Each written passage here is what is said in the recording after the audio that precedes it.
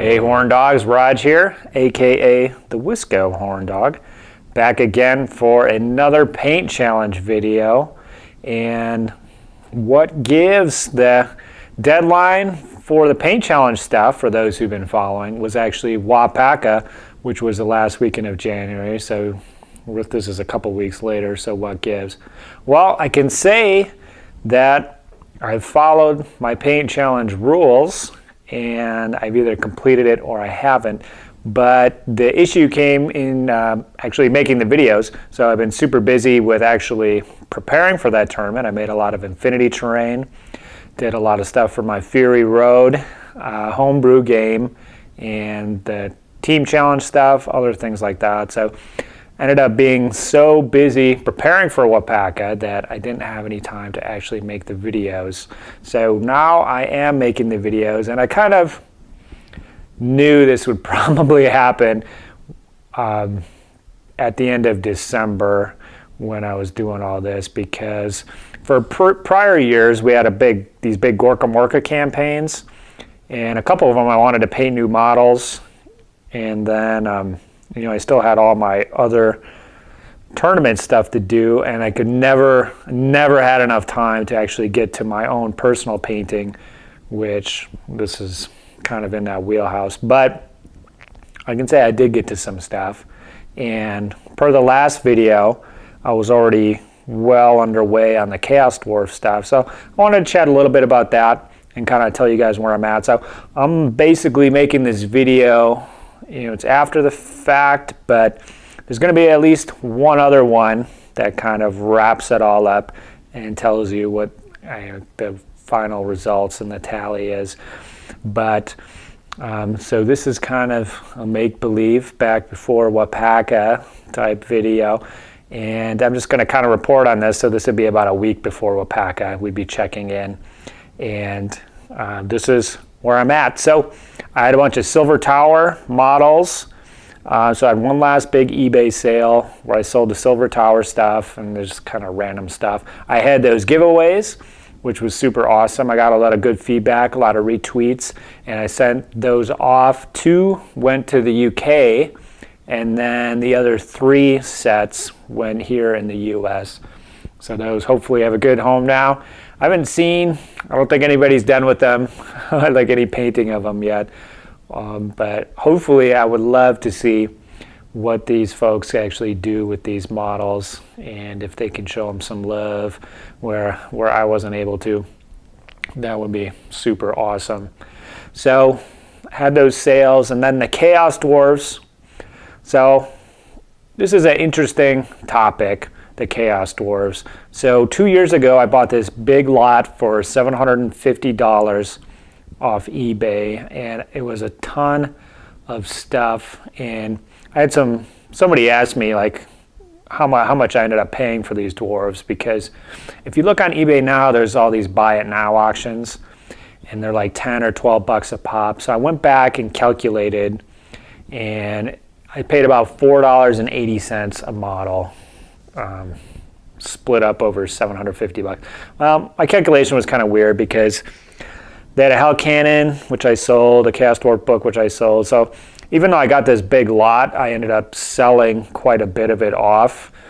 And I guess to talk about that, my plan for the Chaos Dwarves, which after all this agonizing and what am I going to do with these during this year, I did decide to buckle down and add some paint to these guys. So my idea, which I don't know if I really mentioned in that last video, but that was back at the start of January. So now we're circling back around. But basically I sold off all the War Machines and stuff like that. I want to do those big centerpiece models kind of as conversions or from scratch, or make my own big ones, or use the existing, like the old Bull Taurus was really tiny, so I'd love to use a really big Bull Taurus.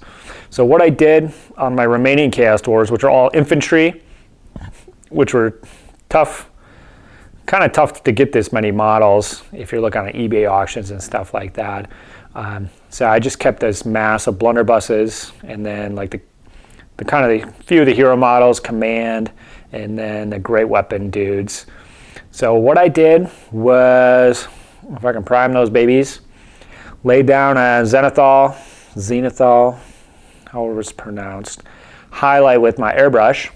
So getting some use out of that. Now the problem that I ran into is I don't really know how I want to paint these guys. Like I have a couple ideas, but I was running up on Wapaka and I didn't have any time to do test models, which I always do, probably 5 or 6 different test models. I just paint an infantry and kind of see how they look. And I've got a few different ideas, but I didn't really have time to sit down and just kind of fart around and figure out what I want to do. So that's why I did the zenithal highlighting. I'm like, well, no matter what I do, I can, I've got this good base to start with. Even I'm kind of questioning whether I'm going to use the zenithal highlight or not. I think definitely on some stuff I will, but like the final scheme may or may not use it. But I wanted, if I was going to paint them, like I didn't want to paint them all purple and then go back and decide, well, I want to do them red.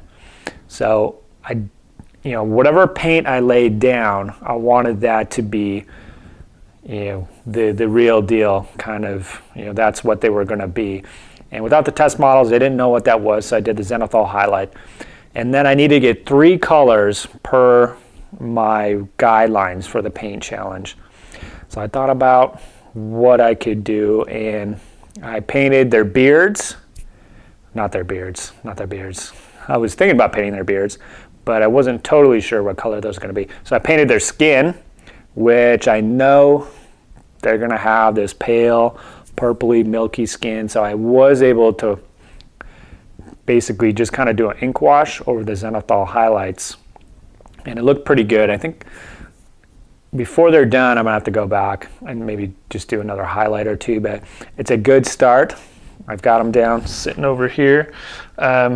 So after that, I've got their boots, which nobody gives a shit really what color the boots on anything are.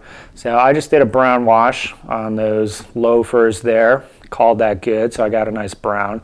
And then I was thinking, what's kind of cool about these is there actually isn't much on them. It's just armor, beard, helmet, and weapon. That's it. There's a little bit of skin. So there really wasn't, after those two, I'm like, what the fuck do I paint? Like I was thinking for the beards, but I don't know if I wanted to mix it up or just have them all be black or brown, because I think it kind of depends on what the color of their armor and the final scheme is going to be. So for me, that was kind of like a final scheme color, and I still hadn't decided that. So I went back and I'm like, well, I'm going to go back and do the weapons on them.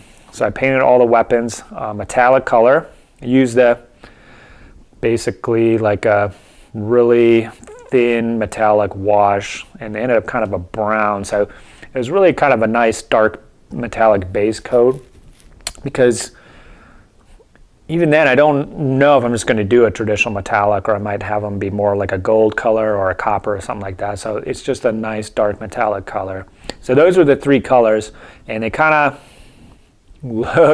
they don't look finished for sure, but the paint challenge is 100% painted for the overall collection. It's not 100% per model per the rules I set up. So I'm happy with this because I did something with them. They didn't just sit there. I actually made progress on them, and when I was working on them, I got the juices flowing, and I'm really stoked to revisit these guys proper during this year. I think that's going to be one of my main goals, is to sit down, do this infantry, do some test models, figure out what I want to do, and then really kind of test the waters with Age of Sigmar. I don't have any idea what these dwarves, chaos dwarves, are like as far as rules go and stuff like that, but I also don't mind using them as dwarves as well. I'm not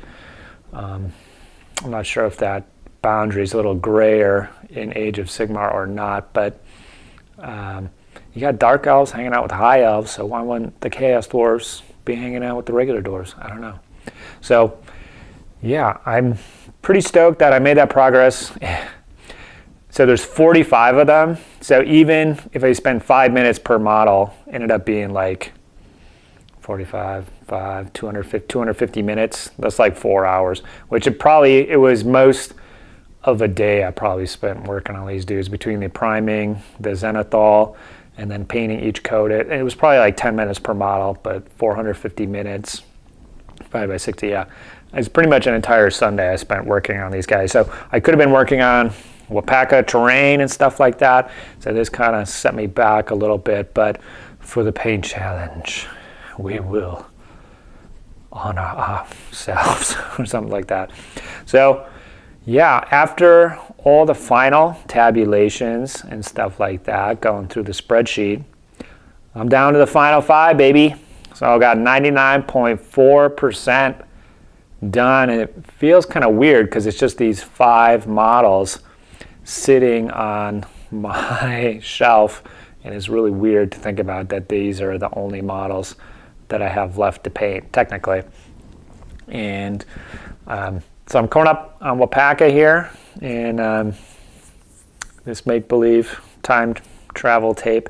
And so I've got basically a week to do these. So I'm pretty much feeling pretty good, and I know I should be able to get to them. And we'll find out if I actually did in the next paint challenge video, where we'll go over everything and kind of summarize my thoughts on the entire experiment and such like that, and kind of talk about goals for the upcoming year. So thanks for everybody sticking with the paint challenge and for all your support. It's been definitely helpful and getting me pumped up in order to get this done. So I can't wait to wrap this up and move on to bigger and better things with a clean slate. So I'm gonna kick it out here and catch up with you guys next time. Like and favorite this shit. Share it with a friend. If their collection is too massive, show them the power of the paint challenge 100%. And become a hobby horn dog today, buds.